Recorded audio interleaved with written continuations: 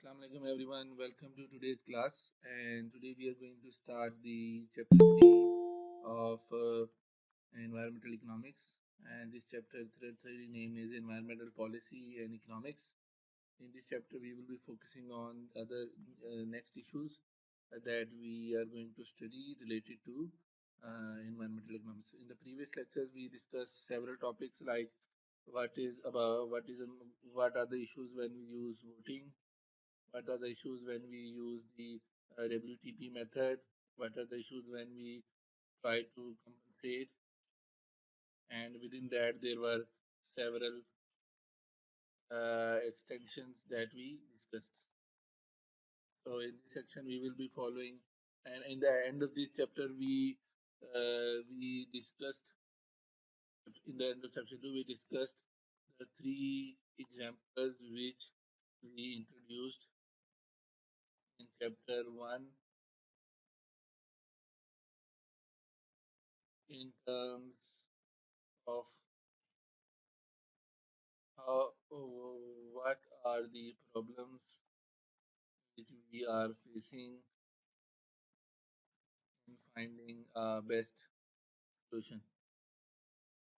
So with that chapter ended with this summary of those problems. We talked about what is the problem in that example for in terms of voting, what is the problem in terms of compensation, what is the problem in terms of WTP. Now in this chapter we are going to start with the next point. So I will go to next slide. Here we talked about now there is another example and one video regarding climate change. I will show the video and then we'll discuss what the problem it is highlighting. So if I start this, you notice that it is starting from 1970, then there's a jump, and then there's 1980, and there's jump in 1990, something jump after 1995, jump after 2005, and so on. So in this data, you can notice that it is called staircase of denial. What does it mean? That for this 10 to 15 years, data is showing that there is no increase in temperature. So policymakers in this era might become overconfident or might ignore the fact that there is a climate change, and rather than they uh, do some actions, they say that there is no change in climate. Similarly, within this time period, so what has happened is that in the shorter term, people perceive that the climate change is stable. If you pick up this set or this set or this set, so people have not long term perception memory that they perceive that how it is increased. But if you compare over the longer term from 1970 to 2025, you can see that there is increase in temperature anomaly. So that is that is a problem, that people perceive that climate is good because they only compare the present temperature with the previous 4 to 5 years. And if you have a look, for every 10 years, there is a stable temperature. And if you use the criteria of past 10 years, everyone will say that there is no change in climate. But if you compare with last 50 years, 50 something years, you will notice that there is an increase in climate change. So this is a problem, that's why individuals or policymakers do not commit in the long-term plans to try to solve the global warming. Now we'll start with today's topic. This was some background that you usually find for each class. We start with the next topic, that is efficiency in the markets. So in the previous chapter, we were talking about the policies and the strategies that can be used. Now we are going towards how markets could solve it automatically and how efficient they are in solving it. So the general question is, for a given good, for example, clean water, how much should be produced and who should produce it, and who should produce and consume it, especially in the case of pollution. So what is the right amount of pollution control? Okay, and how do we design assign the responsibility to reduce pollution? So here it is talking about that everyone wants clean water, but uh, nobody is taking responsibility to produce the clean water. Everyone is consuming, so it means there is a wastewater or water pollution that is predominantly noticed. So question is that how much we should accept water pollution, because when there is an activity there will be some residual output that is useless. You cannot assume that somebody is using water but there is no water pollution. So some wastewater will be created. So how much it should be accepted, how much it should be acceptable. So and who should take this responsibility? It should be government or firms or households. So, in the chapter of markets, we are now introducing this problem that this is a public good, clean water, and there's a problem that when we use it, there is wastewater, and now we are discussing how to control it and how much it should be accepted. So, since in the market there are three types of people, first is a seller or buyer or government. Okay, so we need to find who will be the agent who will play a role here. Okay, so now we go to next point. So for example, in clean water, about half of the Africa's population does not have regular access to clean water. Some of it is because of clean water is costly, which we discussed in development economics. Some of it is because of market failure. So the 2 points that it discusses that first of all that because the clean water is scarce, so it is expensive. So African poor countries do not uh, cannot afford clean water. Secondly, there are no markets available that are developing or generating or cleaning drinkable water. Okay, so here the problem is being introduced. Now, in the next slide, we talk about efficiency. What does meant by efficiency? So, efficiency. What is efficiency? Here we use the weakest criteria from the last lecture. We talked about the Pareto optimality in the last chapter. So, definition of Pareto frontier consists of all allocations for which there is no feasible allocations that are Pareto preferred. Means that if we have a certain outcome, if there is no possible improvement available in that outcome, it means that outcome becomes Pareto preferred. Alternatively, Pareto frontier consists of all allocation that cannot be improved in the Pareto sense. So it is like production possibility frontier. Here, it's not about production; it's about the allocations. Means resource division or the demand shares or resource utilization. So the definition is an allocation is efficient or Pareto optimal if it is on the Pareto frontier. Okay, so it talks about that. It tells us what is the best possible scenario. So market will be so it started with the definition of Pareto and then we'll go towards efficiency. Next is we talked about this graph in the previous chapter. Here we have GP's utility function, utility on the y-axis and HA's utility on the x-axis. Here we can see that there are two scenarios x and y and x and w. And now we will discuss this scenario here. So here we can see that allocation A, S, R, Z, B are efficient because they all are on the optimal value or on the curve or the production possibility frontier or the Pareto frontier. Note that efficiency criteria is uninformative on the comparison along A to B curve. So it means it is saying that from A to B, all of them are optimal, and we don't know how to compare them. If we talk about the society, if we talk about society, B to A, B, S, R, Z, A, all are equal. B, all are same. But the problem is, and the curve does not tell who is better.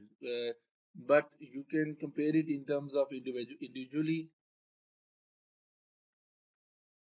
The difference is that it depends upon the previous scenario from they are going up.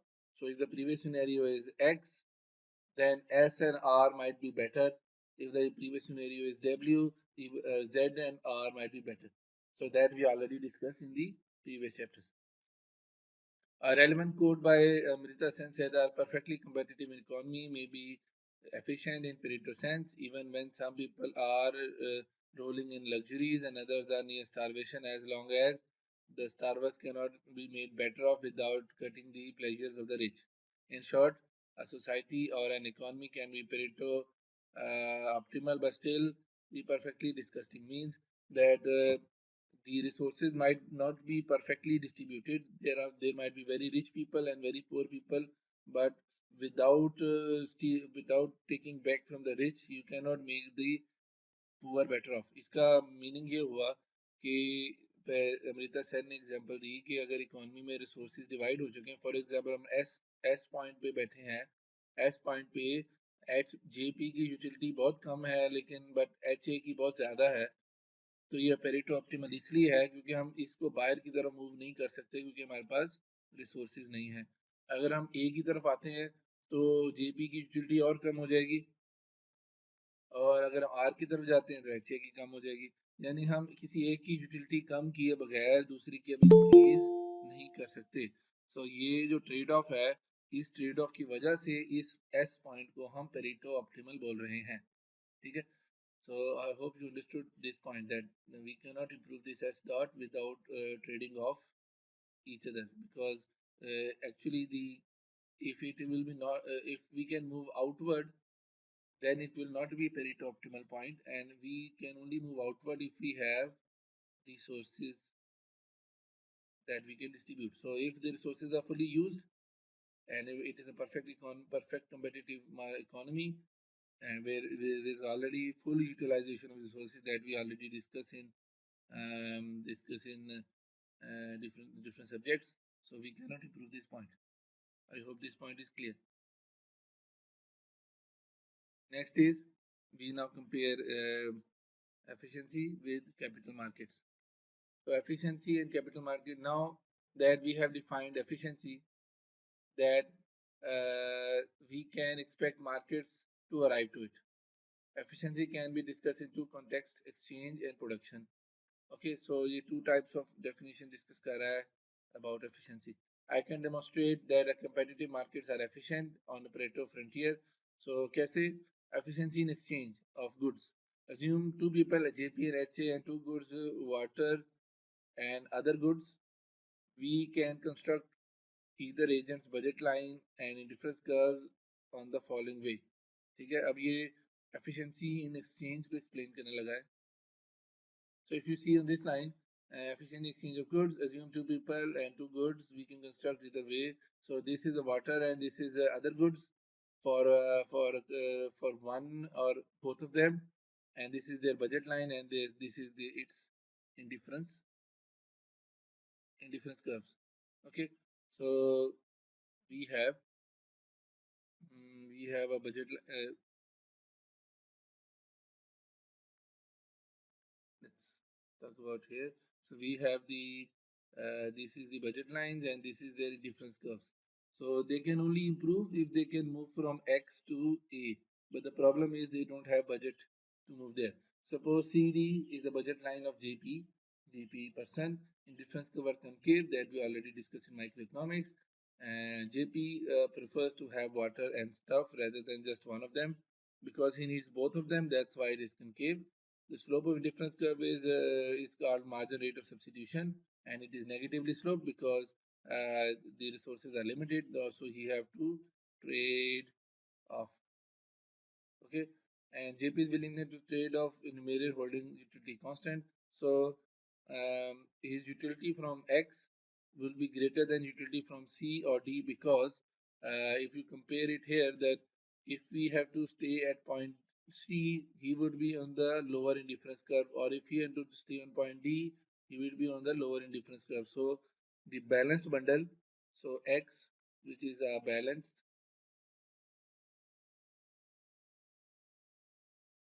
Balance bundle means that both of goods are almost equally or ideally available according to the shape of the curve. So in this case shape, the ideal bundle is somewhere in the middle. So it's a balanced bundle which is preferred as compared to C where D is equal to 0 or D where C is equal to 0. So he would not like to buy a bundle where other product is 0. So equilibrium will be here and it will have more utility here and he cannot move outward. We already mostly discussed this topic in microeconomics. Let's move forward. In this chapter now we compare in terms of trade with each other. So now consider how trade might occur in the absence of prices. Let's say the both customers JP and HA are doing barter trade. They will just exchange the goods with each other in a way to find a best combination that they would like. We construct an Edgeworth box. So Edgeworth box is made here. Edgeworth box is actually if you put see this corner, it is JP's y-axis and JP's x-axis, and in this corner it is HA's y-axis and this is HA's x-axis. So this box is actually showing total x and y in the economy, and so this horizontal line is sum of all x and this vertical line is sum of all y. So if there are two people, they will divide the resources in the economy. So that's why this is called a box.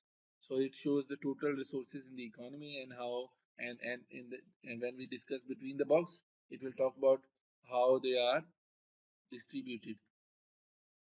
So it's being discussed here. So distributing means how they are exchanged. Okay, here we invert the h's in difference curves and superimpose them on the previous figure, the previous slide. So he will now discuss this Edgeworth box. I hope you understand what does the box means. If you look at from the this angle, it will show if we are moving away, it means JP is being better off because he is on the higher indifference curves. But if you see study from this side, it will look at Y's utility, which is HA person's utility, which is being increasing because his indifference curve is moving away. And from this side, his indifference curve is like this. So at the best point will be where both indifference curves intersect each other because they have found a point where utility of X for JP is margin utility for X for JP is equal to margin utility for Y for JP. So they both are equally satisfied for the goods that they have. Their slopes are being balanced. Now we will explain more of that in the next slide.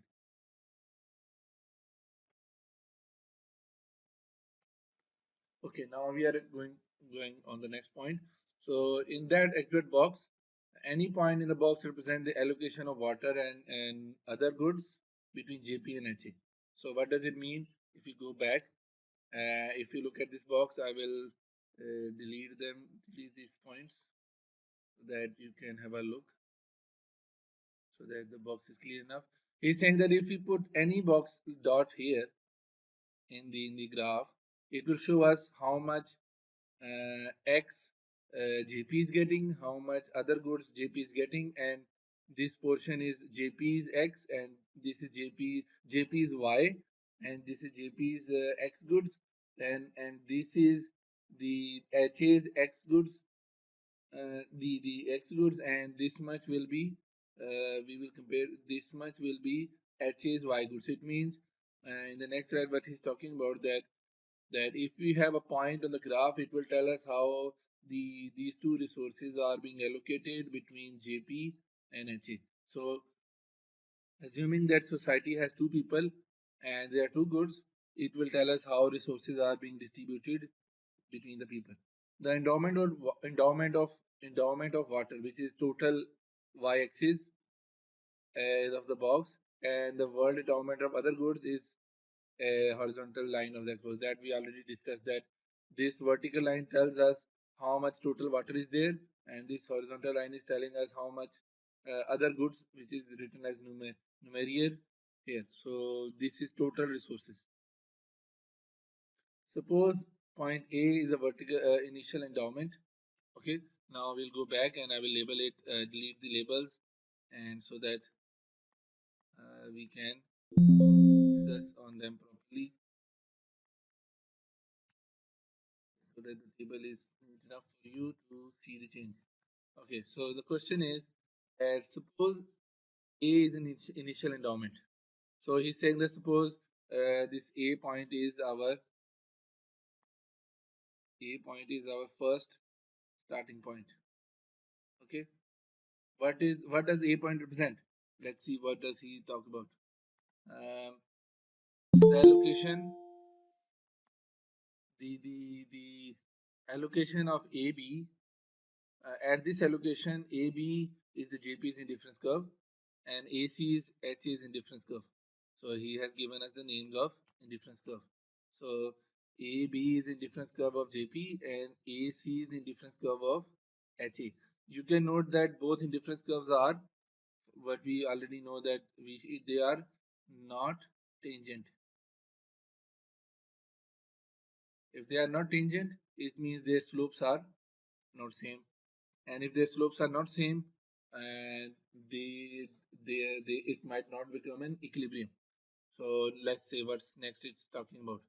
It is saying that um, any allocation in the area enclosed between A, B, C is a Pareto improvement because both will have higher indifference curve. Therefore, A cannot be Pareto frontier. So what does it say? That if we make any dot between A, C, B, A area, this region, so what we can do is I can change it to highlighter. So any area between this point is Pareto improvement. Why? Because let's say if you select this dot, if you select this dot, both of them are moving to our higher indifference curve, and now they are tangent. When they are tangent, it means they will not find any other improvement uh, without sacrificing others. So they can find a tangent here like this, or tangent here like this. But these two cases, in this case, HA has to reduce his endowments resources. In this case, GP has to reduce his.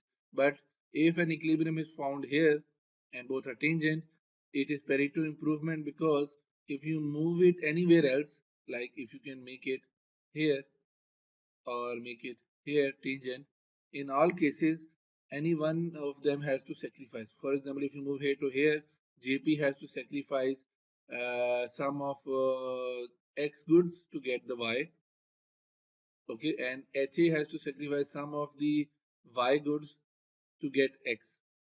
So they are individually sacrificing, and still in this case the total resources are being reduced because it is leftward as compared to this one. So what does it talk about here? That it is Pareto improvement.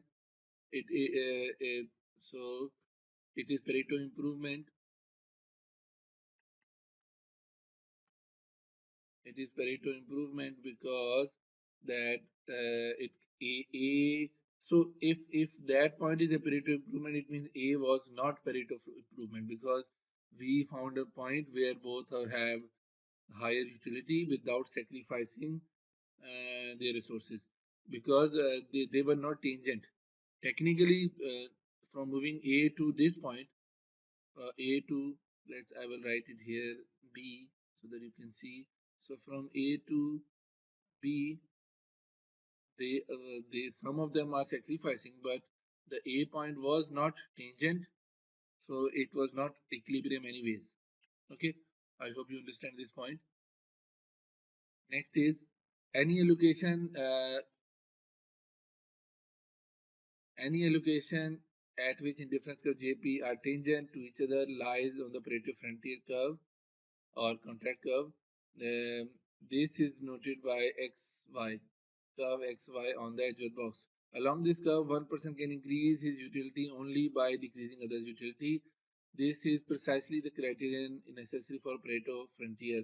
However, the initial endowment people will end up on the contract curve. All equilibrium allocations lie on the curve.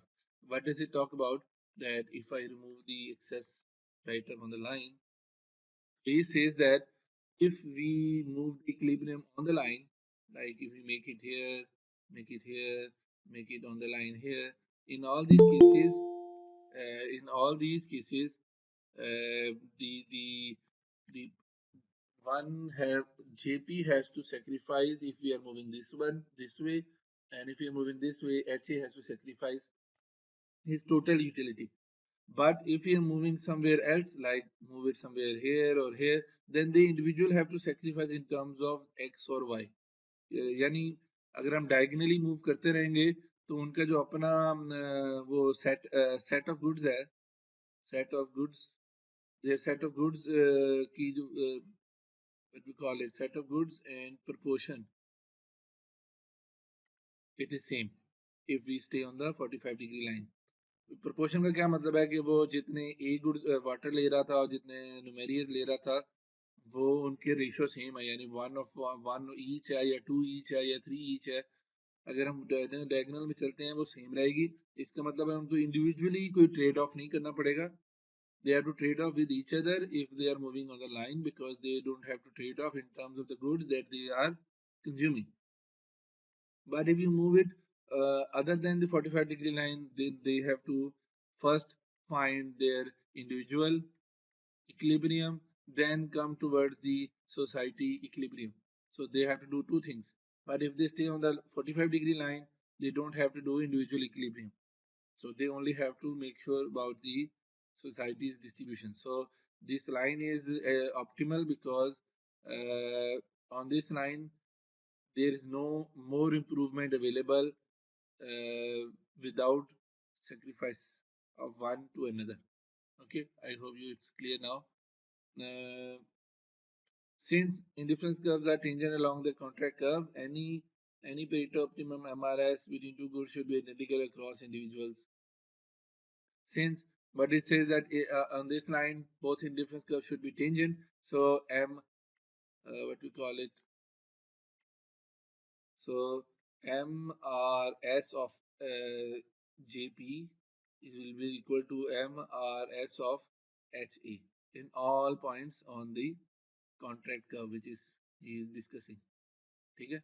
And to conclude, in this simple model, free exchange leads to Pareto improvement, division of goods, and there is efficiency. So ये कहना चाह रहा है कि अगर market में हम intervention ना करें और परफेक्ट कंपटीशन एग्जिस्ट करता हो तो मार्केट में जो प्रोड्यूस सेलर्स हैं या बायर्स हैं या कंज्यूमर्स हैं वो एक्सचेंज के थ्रू बेस्ट पॉसिबल सिनेरियो में पहुंच जाएंगे, यानी जिसके पास जो चीज़ ज़्यादा है वो अपनी दूसरी चीज़ से एक्सचेंज कर लेगा। फॉर एग्जांपल मेरे पास दो प्रोडक्ट्स हैं एक्स एंड वाई, अगर मेरे पास एक्स ज़्यादा है मुझे वाई चाहिए तो मैं सोसाइटी में ऐसा बंदा ढूंढूंगा जिसके पास वाई ज़्यादा है और उसको एक्स चाहिए, तो मैं उसको एक्स सेल कर दूंगा या बार्टर ट्रेड कर लूंगा और उससे वाई ले लूंगा।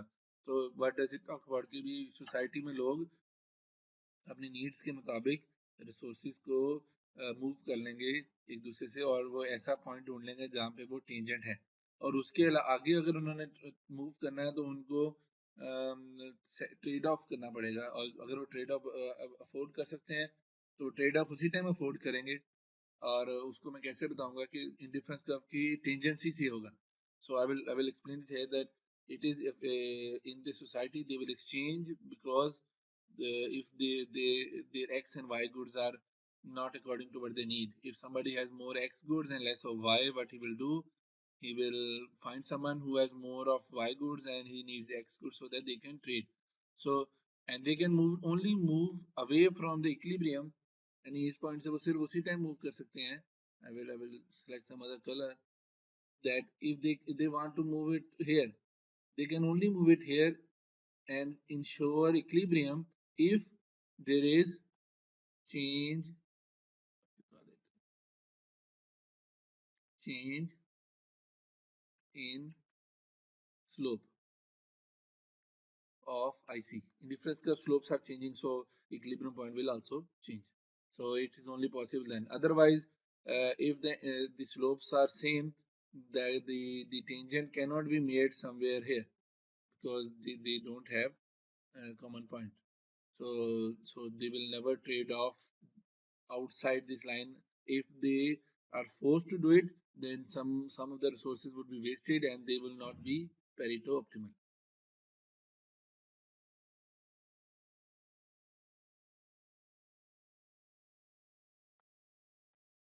Now we move to next slide.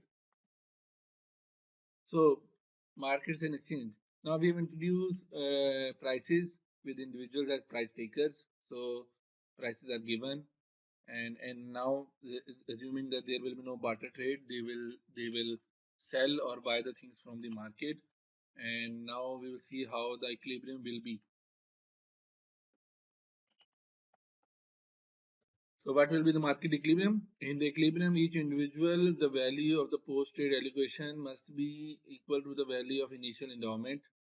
It means that they should not they will sell the goods that they have extra and try to buy the things that others have extra. Suppose initially they have N naught and A naught, means these are the resources for one person. Okay, and the post trade endowment is N star and A star. So the pre-trade value of wealth is before the trade, the value of the product is Pn into N naught plus Pa into Na, and the post trade value is Pn into N star and Pa into A star. So the budget will be balanced if they are equal. Now using that we can calculate the value of A, how much A they will get. So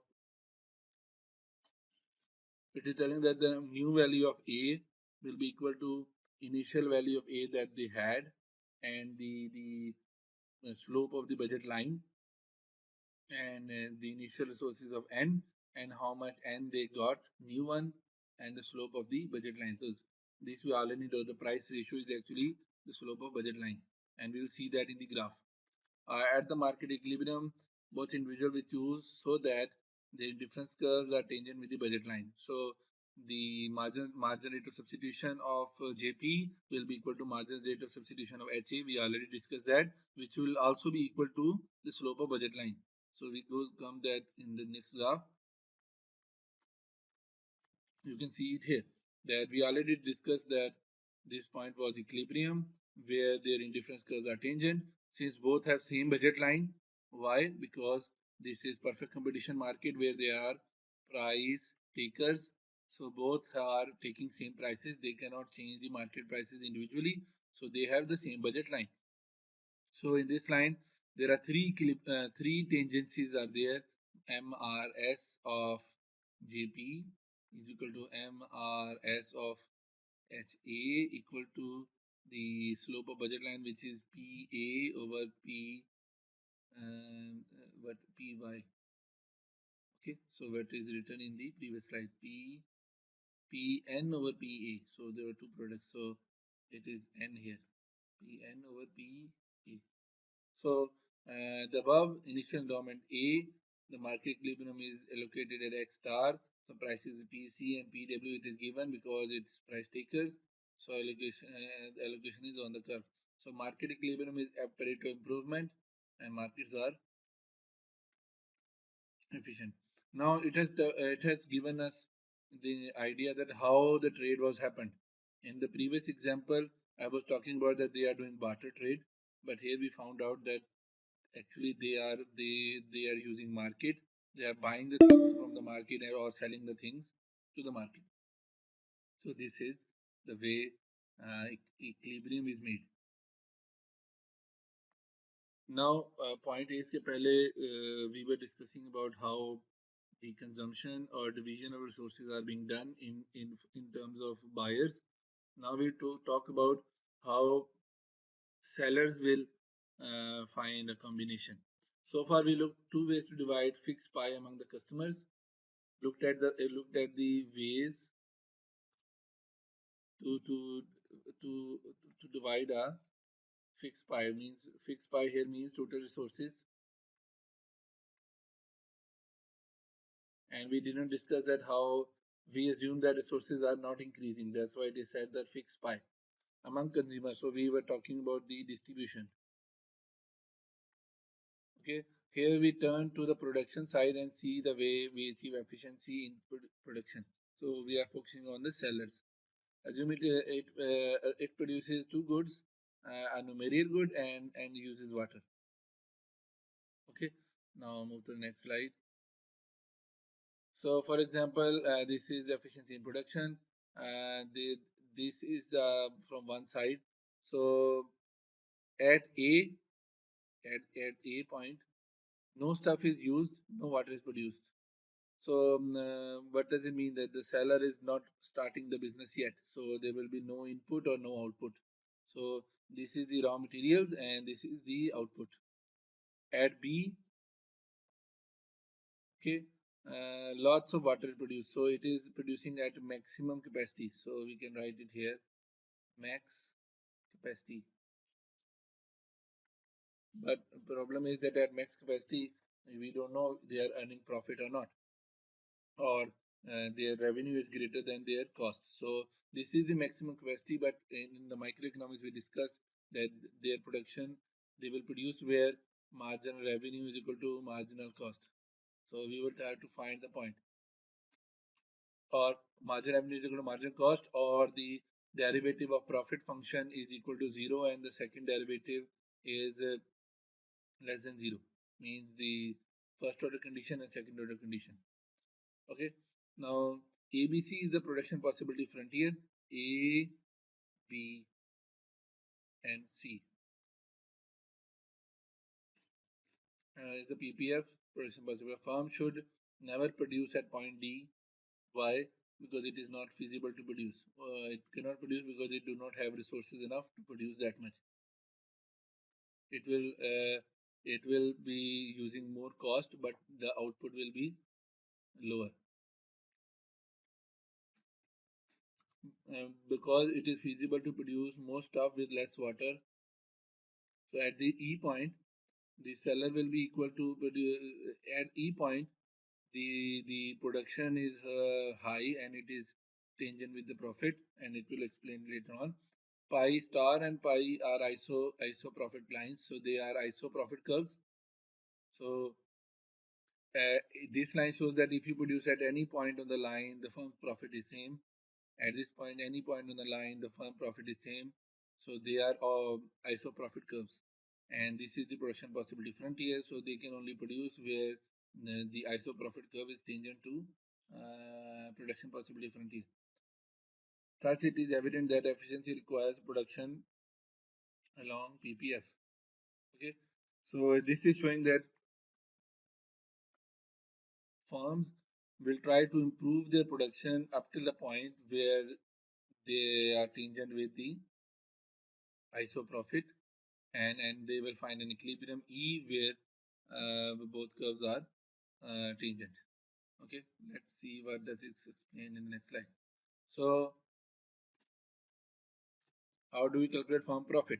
So firm profit is equal to price of A product that they are producing minus price of N, which is the inputs. So this is cost. So, and this is output and this is input. So pi derivative of profit with respect to N is equal to greater than 0.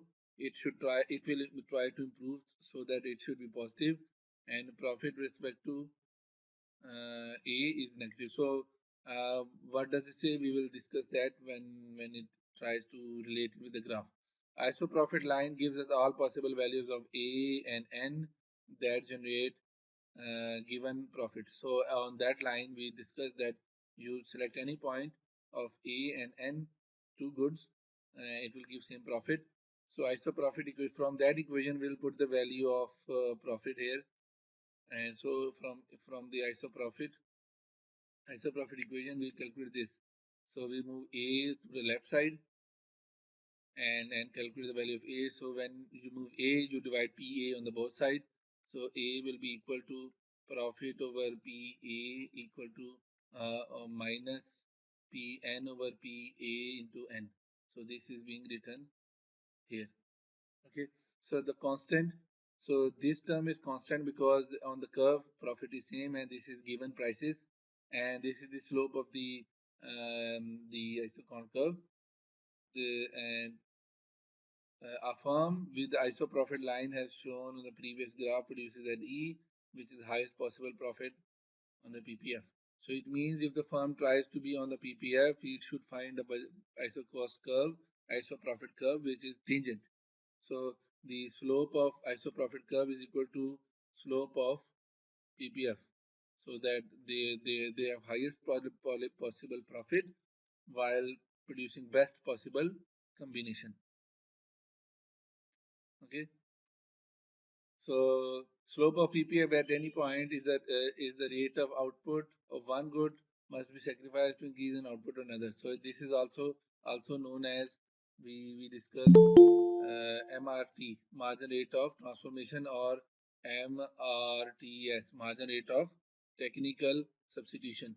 So but MRTS is used mostly when we talk about inputs. Here we talk about outputs. So MRT is the slope of the PPF curve. So if MRT is greater than the slope of the ISO profit, this is slope of ISO profit. And then the firm could increase profit by reducing N. And if the MRT is less than this, then the firm could increase profit by increasing N. So it is saying that if they are not equal, there is a scope to increase profit by changing inputs. So at the profit, the MRT is equal to. So why it is negative? Because we have to make sure that firms technically prices are never negative. So if you calculate ISO profit, it should not be negatively sloped. But the problem is that the firm's resources are fixed, so they cannot increase both of the goods at same time, production of both goods. So the minus sign is showing that when they are producing more of water, then they have to reduce other goods. Otherwise, what will happen is that they will not have resources to produce both of them. So that's why it is negative sign. So MRT must be equal across all producers, because if we discuss one equilibrium for one firm, it will be true for all firms. So efficiency with and without markets. So it is talking about that what will happen if these markets are there or not. The question is that how we can put production and consumption together. We are now relating them in same side. So the conditions necessary for economic efficiency are that any two firms MRT must be equal. For any two customer MRS must be equal. So these are conditions where we can ensure that market is economic efficient. In simple exchange in a simple exchange economy, a competitive market generates prices so that MRSs are equal, so all customers, and equal to the price ratio for all commodities. But it is say that both sellers and buyers are price takers. So prices are changed based upon market. So if there is any market force, it will adjust prices so that it can find a new equilibrium. So the change in prices automatically adjusts the need for making an equilibrium. In a production economy, it is only true in the exchange economy when they are exchanging with each other. In the production or consuming. In the production economy, in the competitive market, generate prices so that price ratios are equal. So so in the production side, the sellers are also price takers. So market will adjust the prices, and they will find a new equilibrium. Okay, so it is saying that it is the price adjustment mechanism that will make sure that there will be a new equilibrium, and the change in prices will move the distribution based upon who can afford it and who cannot afford it.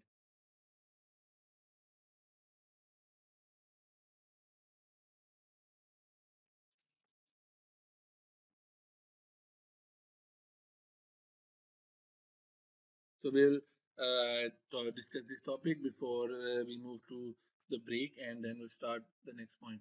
So what will happen if there are no markets? So first theorem of welfare economics is that in the competitive economy, market equilibrium is Pareto optimal. So it is the first theorem of welfare economics, that if you allow the perfect competitive markets, the equilibrium will become Pareto optimal. The second theorem says that in the competitive economy, any Pareto optimal can be achieved by market forces, provided the resources in the economy are appropriately distributed before market operates. So if the distributed resources are jurisdically or legally or appropriately distributed, so then the market forces will do the distribution, or what you call it, exchange or production. It will change that so that it will find a equilibrium. Assumption required for the markets to the welfare perfect competitive markets to create Pareto optimal is that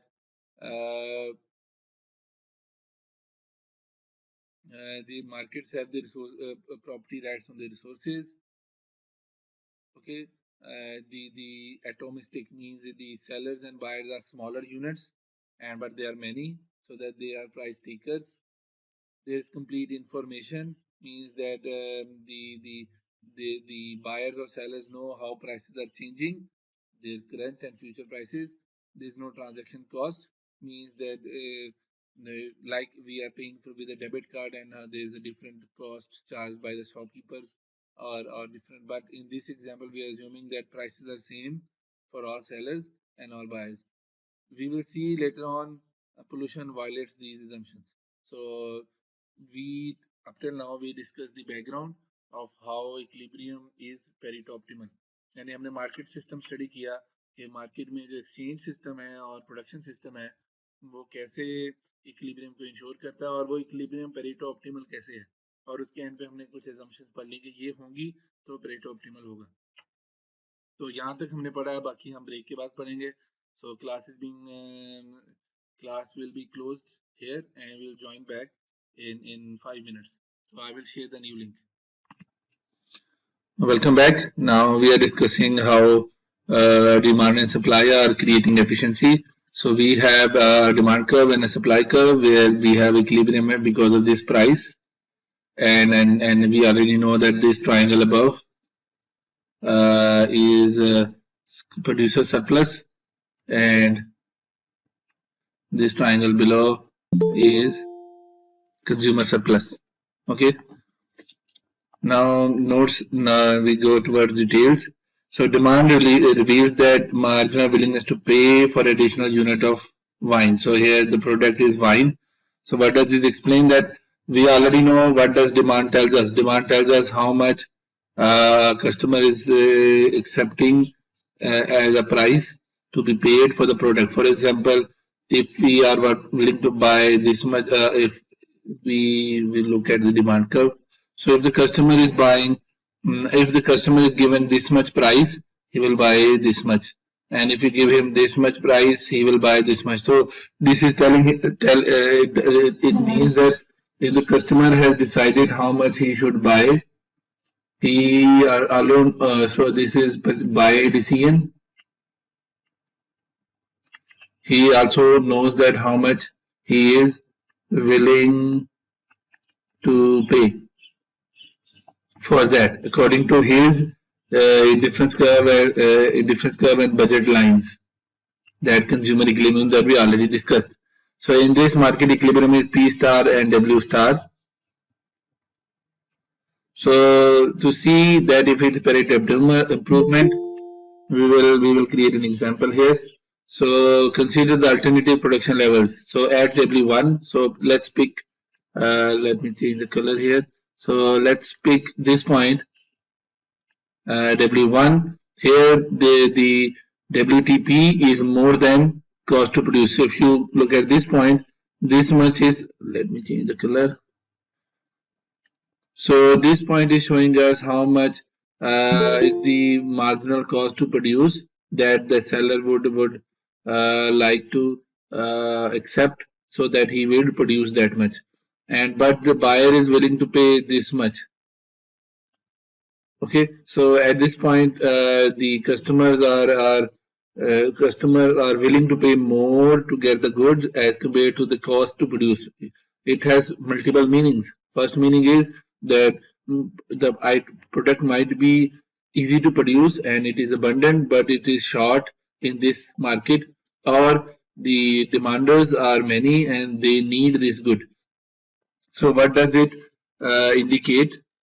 It indicates that, and we already know in the microeconomics, this indicates that it will motivate seller to increase output because he knows that he can earn more out of it. And then there's a point W2 where the willingness to pay is smaller and the cost is higher.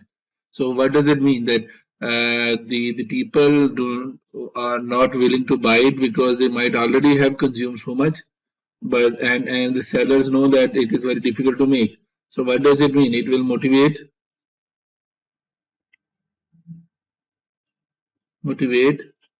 seller to reduce output.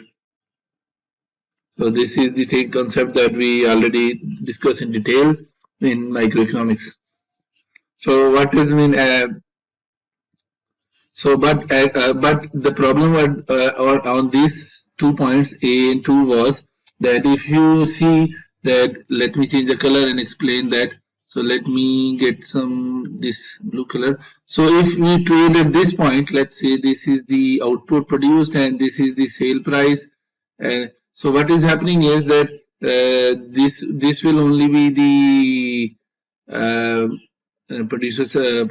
This will be the so the this because of this triangle is being wasted because that surplus has not been produced because the output has not increased. But if you move to the equilibrium point, the triangle is biggest, so it has maximized the surplus. What does it mean? It has produced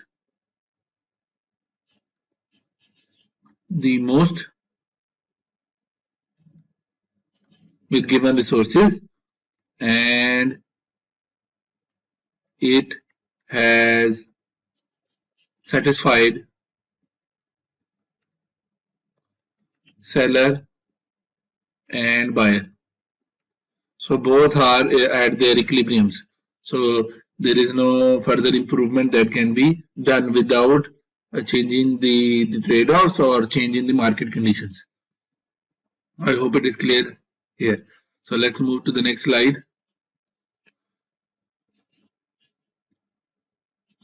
So consumer and producer surplus. The demand curve and supply curve can be used to determine consumer and producer surplus. Demand curve gives us the marginal willingness to pay for extra unit of good. It tells us how much demander will pay if he needs an extra good. And S curve shows the marginal cost of extra unit. So it tells us how much extra cost will occur if the seller produces one more unit. So total surplus is consumer surplus plus producer surplus. It is area under the D minus area under the S. Okay. So total surplus and so total surplus is maximized when the market is equilibrium. So if it is maximized, it means it is Pareto optimal. Okay, let's move to the next slide. It is explaining that later on. So can we alter the models to show for bads? So up till now we discussed there were two goods. Now if we have one bad, bad means a product we get what is the definition of product? Bad is our utility will increase if quantity of bad decrease. That it can be pollution or garbage, etc. So this is the definition of bad. So difference curve will be opposite. It is better to go near to origin for bads and it is better to go away from origin for goods. So viewing garbage as a commodity, it has a negative price. Negative price means that for the case of goods, we have to pay to get them. For the case of garbage or bads, we have to pay to get rid of them. So it has a negative price. It means we would like to pay to get it away from us. Okay. So to live near a wine plant, now he's creating an example. Let's say that someone is living near a wine plant which is creating a water pollution. A person would require compensation in the form of payment. Okay, so it is telling us that if you want to convince someone to live near to a place where there is pollution, you have to compensate. It means that we already know that houses in the in the polluted areas have lower prices as compared to the houses of same size in the cleaner areas. So this is the example for this point. So for a right to sprue, the plant would have to pay something. So it means that if the factory is near the housing society, the factory has to compensate the people in the society because that pollution is creating health issues. So that we discussed in the previous class. They can use that compensation to create a clinic or a filtration plant or give the money directly to the household to allow them do what they want to do. So it means that the firm likes to get rid of garbage so that they can produce the goods, but this product is not giving them revenue, rather than they have to pay for it. It means it is creating a cost. Okay, now let's go in the next example. So to clarify it, here we can see that this is our indifference curve where price is on downward, which it means the y-axis is showing negative prices. Okay, so demand curve is for bads. So and this is quantity. So if you want to increase the quantity of bads, uh, so the supply of bads is here. Okay, it will increase if you move this way, and there is a demand for beds which will move this way if it increases, because we look at towards the quantity. So at this equilibrium, the polluter would have to pay this much to the person whose house is near the uh, polluted area, so that he can accept this much pollution. So in order to make sure this much pollution is accepted by the society, so that the supplier of the pollution would have to pay to the demander or acceptor of that pollution. So in this case, what does it mean here? A demander is getting the price for the product that is bad. So D is downward sloping. One must be paid more to live near the garbage. So if you give him more money, he will accept to live near the garbage, and he will use that money to protect himself. As is upward sloping, producers of garbage will not make much if price is high. So a positive slope here means that if they want to produce more, they have to pay more. So it will cost them. But we can switch this around to have positive prices, and we can call garbage producer as a consumer of garbage disposal, and then supply demand curves look like normal goods. So usually uh, in the books, they have used the idea using positives by positive goods. So they use as the product is garbage disposal. So a producer of pollution would be a demander of a garbage disposal, and the acceptor of the pollution is also a supplier of garbage disposal. So if you use this idea, this is supply, this is demand. Okay, so these are two ways to explain same thing, because garbage here which is being produced would be disposed. Otherwise, there will be no place for new garbage to come there. Okay, so there are two ways to explain same thing.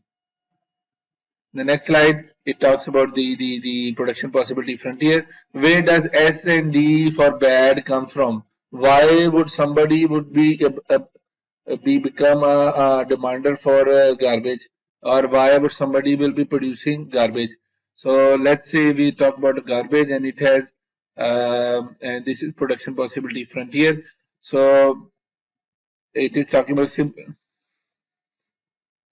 So supply is our price of garbage approaches to zero. The profit maximization point of EPF involves more garbage production at point C as compared to other points. So in this slide, we are talking about how the supply of garbage is created.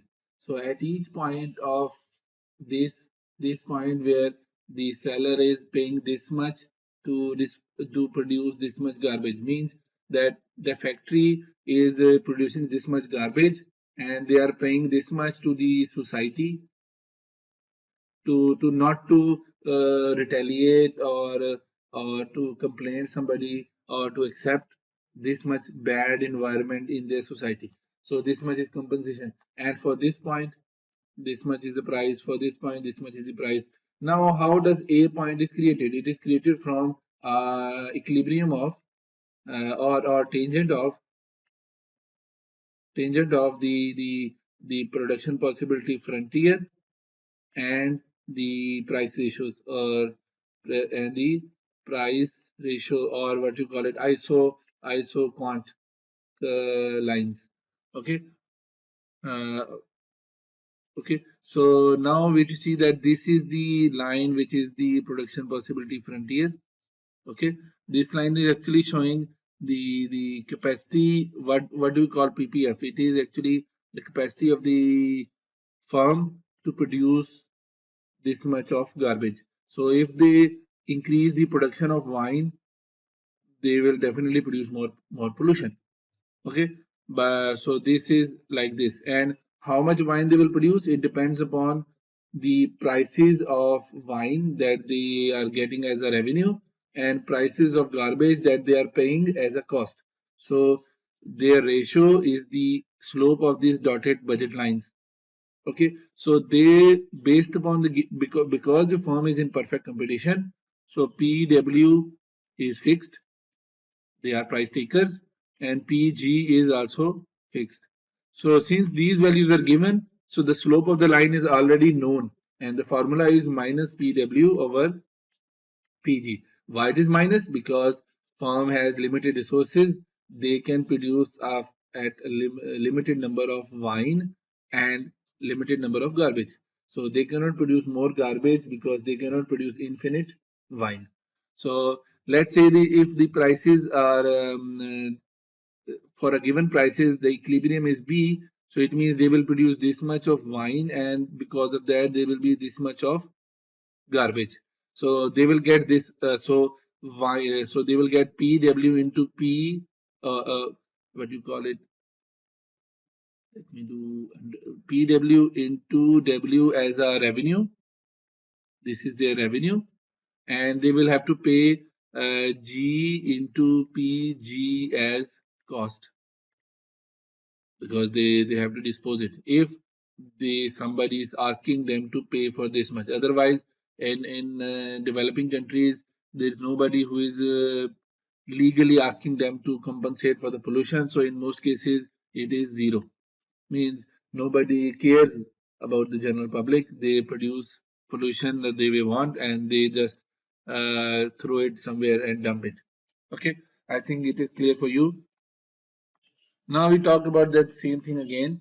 Now what will happen is that from the demand side, we already discussed from the supply side. Now this is the indifference curve and budget line of demander. Let me make it neater. Next slide is there. So this is indifference curve. This is indifference curve and budget line for the demander. And he can demand two goods, wine which is a good and garbage which is a bad. Okay, so since we already know if we compare two goods, the indifference curve is like this. Okay, but here since the y-axis good is bad, he will not go nearer to y, rather than the indifference curve should be like this. So he will move like this. He will try to uh, move like this. He will be willing to get less of X, which is good, but trade off more of B, which is bad. So at every new point, what he will do, he will say that I will accept this much X, but I won't want this much B should be there. So if somebody is saying that I will give you this much X, but you have to accept this much B, then he would be saying that I am same as this point because it's on the same curve. So ये हमने microeconomics में indifference curve concept देखा हुआ है. So this point is here. These dotted lines are the budget line. We already studied what is the budget line, and this is also positive slope. But in real life, in the microeconomics we discussed that they were negative slope because the budget was fixed or limited or scarce.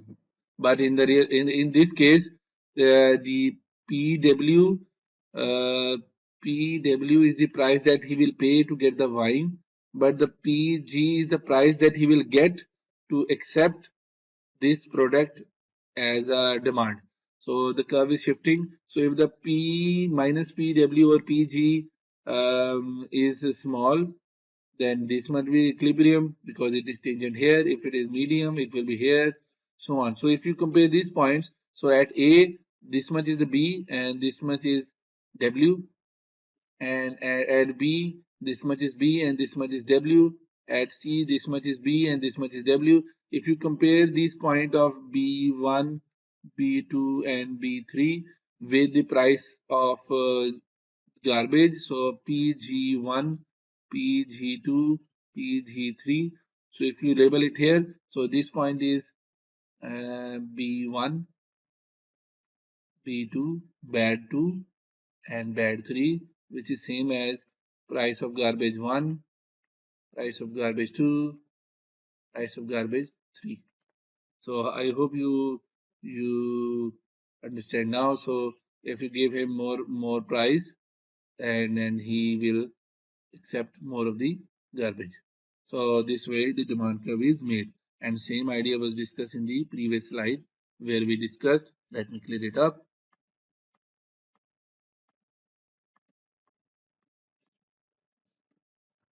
So the seller was producing at this point. So this much was wine produced and this much garbage produced. This much wine produced and this much garbage produced. This much wine produced, this much garbage produced.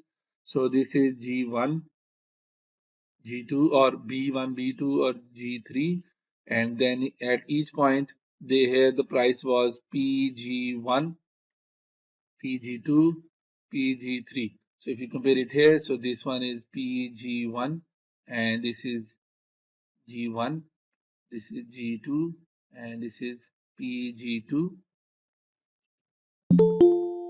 and here it is G3 and it is PG3. So this graph was telling us how seller decides